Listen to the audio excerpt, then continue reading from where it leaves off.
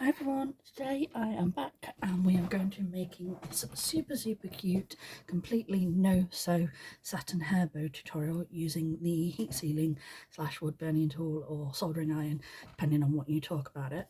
And it's going to make this super cute size bow here, which is, just 1 second, 15 centimeters, like 6.5 wide by about 9.5 inches long, which is a really nice cute size because, like I said, some of the ones that you see now, like the croquet type ones, are a bit long, so this one's sort of nice for sort of a mid-size, so that can go over there. I'm just going to move my wood burning tool just a little bit out of shot so it's out of the way and I'm not constantly touching it and hurting myself as well. And I also use some of these clips, and when you're using the wood burning tool, the best tool to use is this angled tip here, which is like makes it easier to cut, which is the one that I have on here. Mine's been used a little bit, but the other trick is I buy these from AliExpress. You can buy a pack of 5 for like £1.50 or less, so when they start to get blunt, do get new ones, because like I said, it was always worth swapping them out and changing them. So we are going to move this out of the way, and I have a square of material. Now for this one, I've done 8.5 inches by 8.5 inches, which means your longest point is 12 inches across, or 30 centimeters by 21 centimeters. Now the longest point of your tail is going to be like the cross point here, and as you can see on this one with the tool, to make it quicker for the tutorial, I have already heat sealed all the edges. So when you're doing this, and I've gone all the way around all 4 corners because that's a bit that takes time, this will be for 2 bows, so this square. So when I'm doing measurements, I always double up and do 2 bows at a time, so I'll have got my other bits ready as well. But for this bit, for all of the sealing, this is what I've done for all this. And then to cut it in half to get your tail points, I go like this with the metal ruler, and you always want a glass cutting board underneath as well, because otherwise you won't be able to get a clean cut and it's not safe to do so. If you don't want to get a craft cutting board, which can be quite expensive with the measurements like mine, then you can use a kitchen glass cutting board, which are a little bit cheaper, but you do need a metal ruler and the glass cutting board. You just go like that, and then what I do, lift it up over the ruler, because if you've still got a little bit of a, like, still partly sealed together, it will nicely get that without anything like that. And as you can see, compared to cutting and using a lighter, got on my desk, when you sit there using a lighter, you can get tiny little burn marks all over, and you get like little creases and crinkles sometimes. So this is a really nice way, but like I said, you only do need 1/2 of this there, so I'll put that one out of the way. And as you see, this is still the 8.5, and it's still 12 inches across. It's just 1/2. This bit is for the centre, and at the moment it's 6 inches by 4.5, but we don't need quite that much. It's just like to have that bit ready. And then for the actual bow part of the bow, I've got this bit, which is 12 inches by 5.5, and you could do 5, but I always do 5.5 because basically it's a seam allowance that we're cutting off. So this is the shiny side of the fabric, and this is the side we want facing up out for the bow. So when you are sealing, you want this duller side. So we are going to fold this in half like this, line it all up, and I take the long ruler again, and I do it 1 centimetre roughly 1 centimetre or 1.5 centimetres, as long as you've got consistent. That's what it's all about. And I do it at an angle because it just makes it easier. You're less likely to burn your fingers, and like I said, doing it straight, it's just more difficult on your board sometimes. And again, with the tipped, folded in half, your non-shiny side out, all the way along,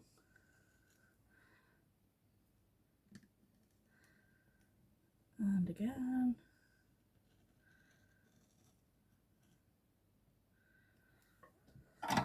And I always give myself just a little bit more than sort of 12 inches so that you've got a little bit to play with.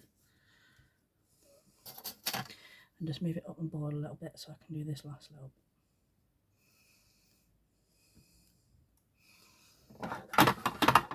And keep it down the length of your sealed bit.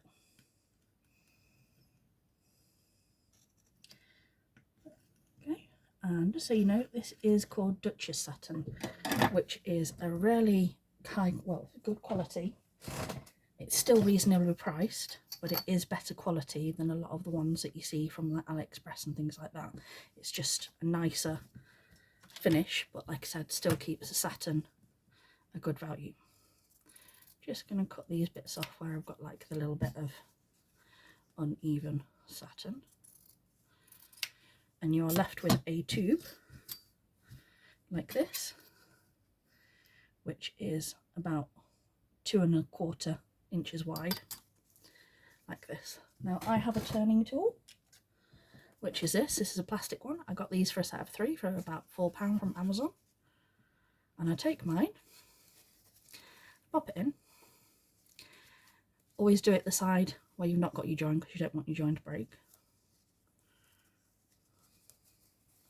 And don't let go of the bottom of your stick. So catch that here, and then what you want to do is bring it a little bit over the hook and keep going, keep going. I gather it down on my hand here until you're out this side, and then see how quick that is. I love my turning tool, and I love this one because with satin it can snag, because I've had to learn to be careful with these, because on my little clips I use to hold everything in place, they've got these little like notches on, and what happens is if you're not careful with the fabric, you can sort of catch it slightly and you get like these little snags, and if you do it the wrong way you can get like a line, like a fabric snag all the way through. So do be careful with your satin, especially because like I said, it is quite sensitive. And then what I do is I make sure my seam is in the middle like this, and then I'm going to take this and we're going to bring it up. We're going to line it up. Actually, make sure it's 12 inches actually, because I told you I did it a bit long. About 12½. Yeah. No, that's perfect. We want about 12½, because like I said, the half is the sealed bit. So once we've measured it and make sure we've got 12 inches, we are going to line it up, make sure our seams are centered and that it's all sort of the same width all the way across. And again, you want, for this part, you want the seam on the outside, because we're going to flip it over and it's going to hide all the bits that we've sealed and keep our joins nice and clean and out of the way. And again, on this you can use your board or you can do 1 centimetre. I normally take 1 centimetre roughly off, and as you can see, that's on my board. My tool got stuck in its little stand.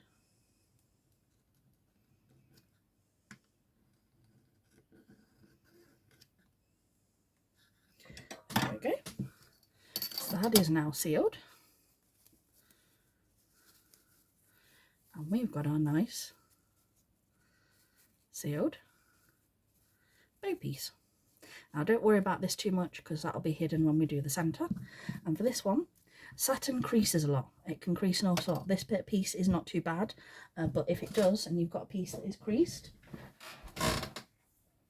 you can iron it, but you have to do lower temperatures.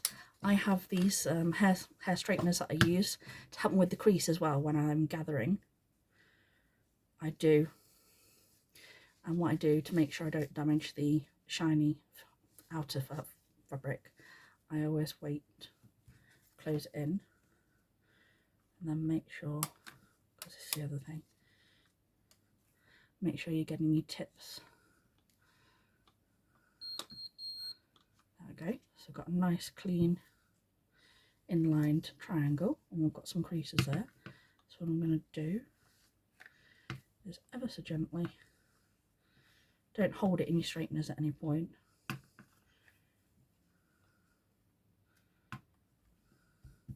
there we go, and we've now no longer got those creases in the fabric.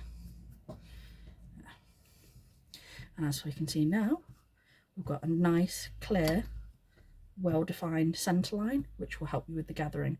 So what I do is I start from the bottom, and you want to pinch your crease upwards about a centimetre. And then with your fingers, keep pinching and gathering them up so you get about centimetre up peaks like this, all the way, and then your last one until you've got this. This is a top, this is a bottom, and you want to sort of get them so that they're all gathered in the centre like this. And then the reason I use these duckbill double pronged curl clips is I can put these central. And what I'm going to do with this, and always do this bit first because otherwise the creases can slip and move around when you put the next part together. Just take your heat sealing tool with the tip and go all the way through like that. And what that will do is it will hold all your creases in place while we're building the rest of the bow. And this is what your tails look like. So you've got nice clean edges both sides and at the top. You occasionally get little bits like this, but all you need to do is snip that off and it's not a problem. So you've got your nice tails like this now, and then we're going to do the last bit on this, which is we're going to take it and we're going to fold the seam upwards like this, take it in the middle, and then we want to pinch back one fold, and then we're going to turn it over, pinch and back,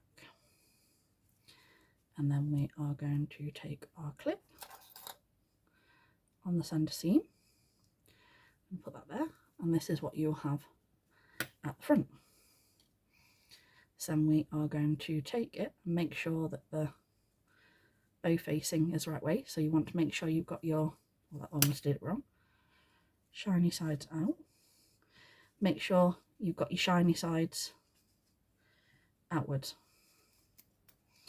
So when you do your tails, you make sure you've got them the right way up. You can now move that out of the way, and that clip, move it over. Make sure everything's still centred and re-clip them together, and that the tails are in line with the centre of your bow like this. Now I always move my fingers either side out the way so that I don't accidentally catch myself with the wood burning tool at any point, because you can hurt yourself and burn yourself quite badly, so do be careful. And then we go right through our layers until we go all the way through, and just to be secure we go underneath just a little bit as well. And then we can take our clip off, and the tails and the bow are all joined together. So we're now going to do our centre, and again make sure you've got your shiny sides out. This one has got a little bit of a crease as well.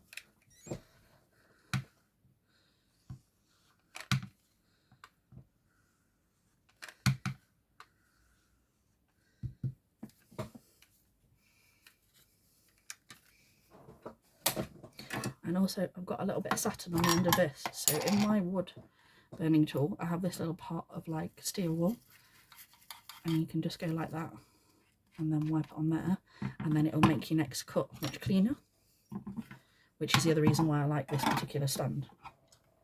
So now we've got our piece here, and I'm going to do a slightly chunky scrunchy centre, so I'll show you how to do that. So what I do with this piece is I fold it into three with the seam on the inner side here, and then make sure it's all sort of even.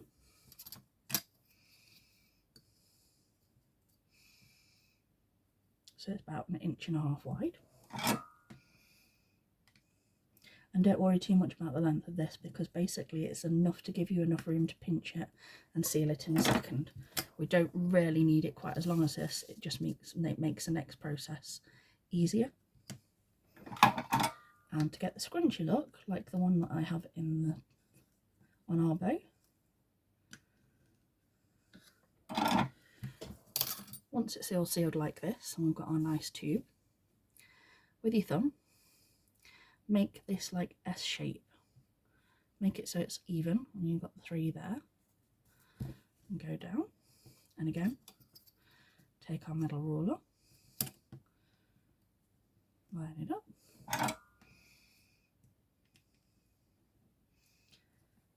seal it, move it out of the way. Be careful with your fingers when you're moving things out of the way, because the fabric that it's coming away can be hot too, and you can get like heat transfer on your fingers. Like feel the heat from the fabric on your fingers, if that makes sense.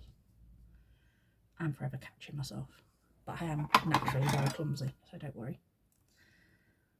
We do this, and as I said, sometimes you get it on the tool.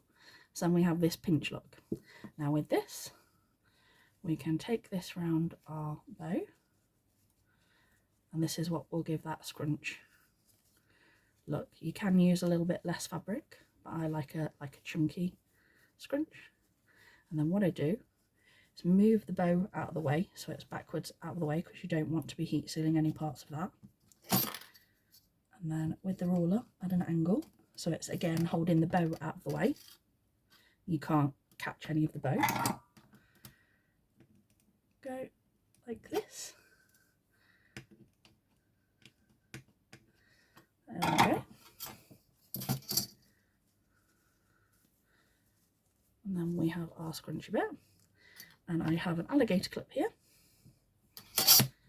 which is 1 3/4 or 40 millimeters.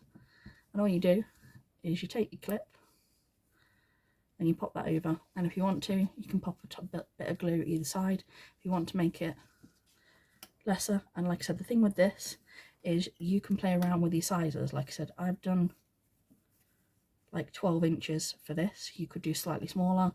You could make the tail square that you start with longer. And like I said, I think I did slightly longer on this one. I think I did 35 by 35 for the square, so it was longer across. I think it's about 45 across rather than the size that I had. So like I said, you can play around with your measurements until you get a size that you like, and the same method principle works the same way even on the longer styles. And you can also build this to make your layered versions as well. Thanks for watching, everyone. Bye.